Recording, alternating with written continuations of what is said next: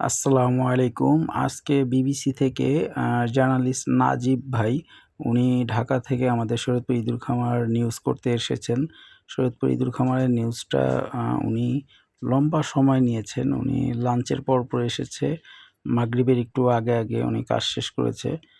তো এত মিডিয়ার ভিতরে এই বিবিসির নিউজটাই সবচেয়ে লম্বা টাইম লেগেছে ওনার প্রতিবেদন করতে। প্রতিটা শটই অনেক যত্ন করে নিয়েছেন, তাই একটু সময় বেশি লাগলো।